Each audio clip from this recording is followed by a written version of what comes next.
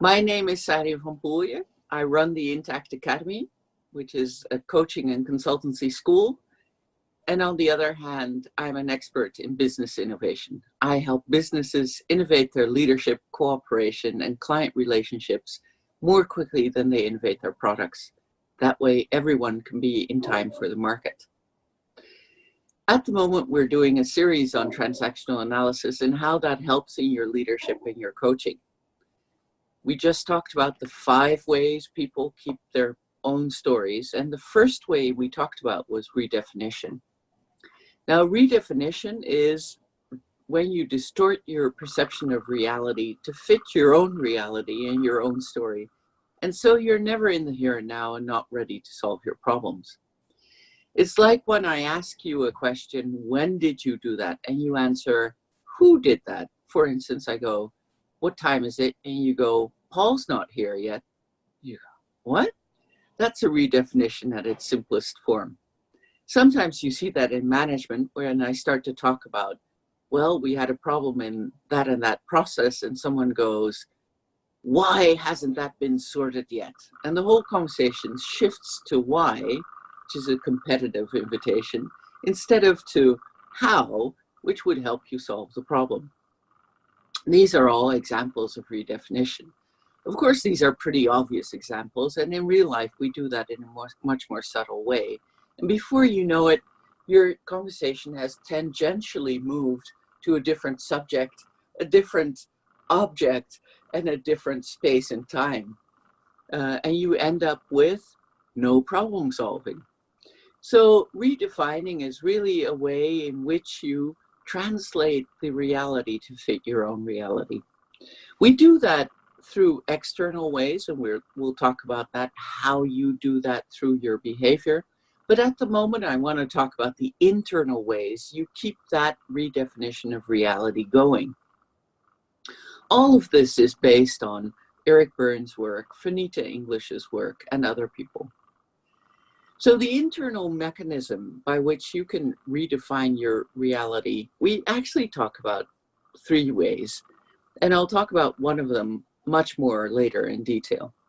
The first way we really redefine that reality internally, we call it intrapsychically, is through discounting. And discounting is a way in which you ignore or reduce the impact or significance of some aspect of yourself or the situation. For instance, someone starts shouting at you and you go, oh, that's not so important to me. I'll just embrace them with love, or something like that. Or something happens in a project and you go, well, actually, it's not my responsibility. The bosses should have defined the project better. These are all ways of discounting the reality. In the last example, of course, discounting your part of the responsibility regardless of who else does something.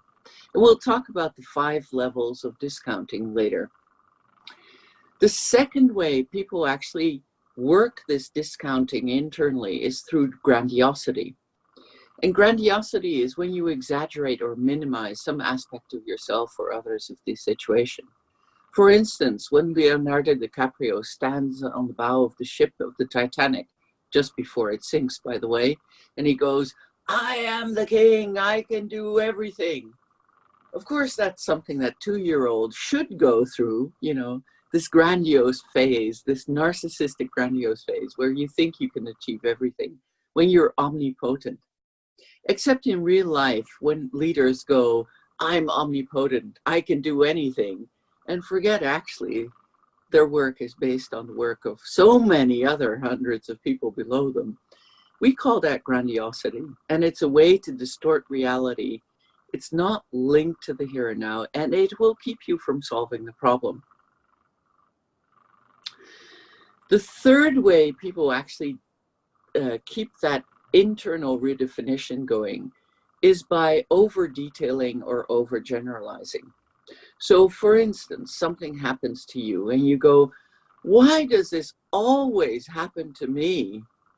Or someone else gets recognized for their work and they go, I never get recognized for what I do. We call that overgeneralizing or over-detailing. And as soon as someone actually says never or always, you probably know they're doing that. And this never or always will keep you from really chunking up the information and chunking up the problem so that you can find a solution.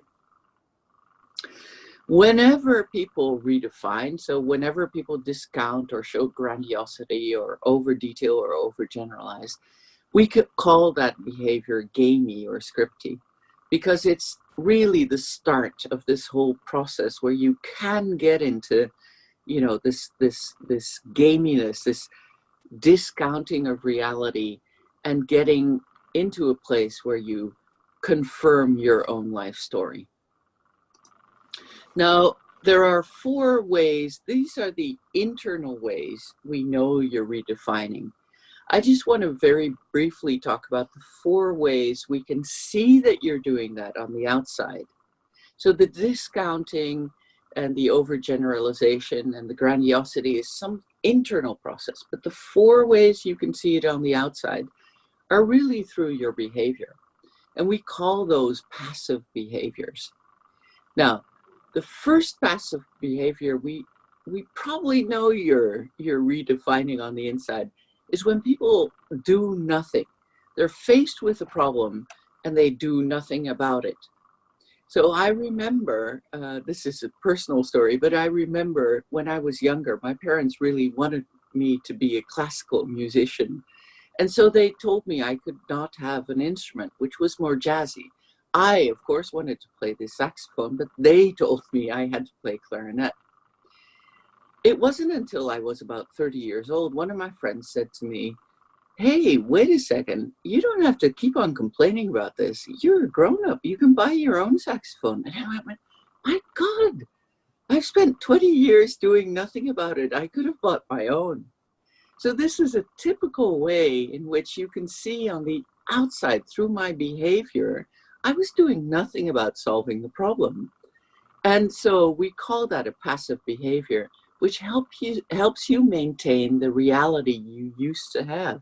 And you can actually see that in my example, that I could keep that complaint about my parents going, really when the reality was completely different at that moment in time.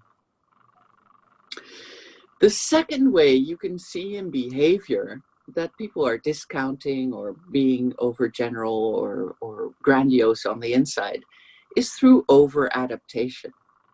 So over-adaptation in a leadership situation means that every time you ask a question, people go, "Yeah, okay," and then maybe they do nothing. Sometimes it's a yes, but transaction or a okay, but I'll never do it transaction. When people keep on saying yes, or they bow to what you say without actually voicing their own opinion, without actually accounting for their own competence, you probably know they're in a passive behavior. And so they're starting up or maintaining their own reality. Some leaders actually mistake that for their show of their own authority when people say yes all the time. If I were a leader and people say yes all the time and never question what I do, I'd start really to question my own grandiosity and to check if we're bringing our employees to the autonomy you need them to be to solve problems in the here and now. Just imagine if people over-adapt to you all the time as a leader, they'll never be able to solve problems on their own. And that means they're dependent on you, which means that every time you turn your back or you leave, all the problems will still be there because you've never helped them to get out of their over-adaptation to solve their own problems. The third way you can tell that people are in passive behaviors and discounting on the inside is through agitation. Now, agitation on the outside, you can see it by people tapping or doing, things that are habitual but non-problem solving.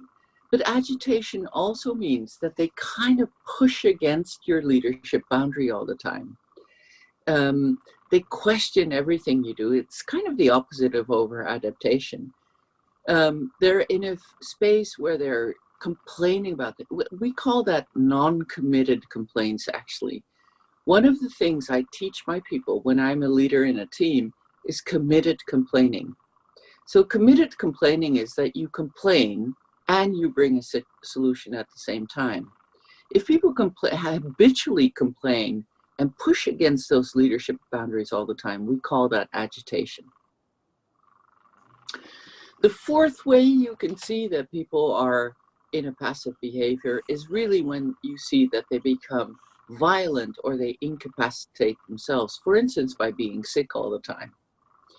So passive behavior, violence, what we mean by that is that people become quite aggressive when they have to start solving problems. So I retrained as a marital counselor, and in that you sometimes see in couples that, you know, when it comes to solving their problems together, for instance, their financial problems. Financial problems are one of the top 3 reasons that people split up. Well, when people start to talk about that, and the counselor asks them to solve their problems in an adult, we say, an adult way, you see that one of the partners gets really violent and starts blaming the other person or starts blaming life and gets really aggressive about that. We call that one of the passive behaviors.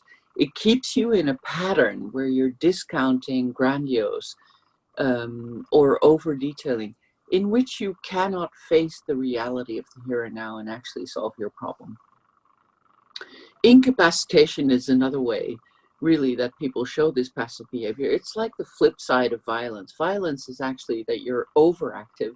Incapacitation is when you're underactive. People get sick, for instance, at work. Sometimes, of course, people get really sick is what I mean. It's a here and now problem. Sometimes people incapacitate themselves because they feel overwhelmed. And when they do that, they get into, and we'll talk about that, into a more passive behavior where they're not able to solve the problem of the here and now. For instance, I had one employee that every time I asked her something that was an international project, which would extend her, which would really challenge her to grow, she would get sick. At first, I tried to give her more support because I thought maybe it's because she doesn't feel protected enough. But I realized after a while that every time she was challenged, she actually got sick. So I had to have a talk with her about, you know, what's going on for you inside that you can't do this. And there's a whole story around that, which I won't tell you. But it turned out that it was one form for her of incapacitation that actually kept her from being successful. So we talked about 5 ways people keep in the past and actually not in the here and now problem solving mode. The first way was redefinition. Redefining we see through the internal behaviors, 3 of them: discounting, overgeneralization, and grandiosity. And we see it through 4 external behaviors: doing nothing, over-adaptation, agitation, and violence or incapacitation. When you see any of these behaviors, when you're a leader or a coach, you know that people are linked more to the past than to the here and now, and you know they're not in a state to solve any problems. There's something else you have to do to get them into their adult before you can start problem solving.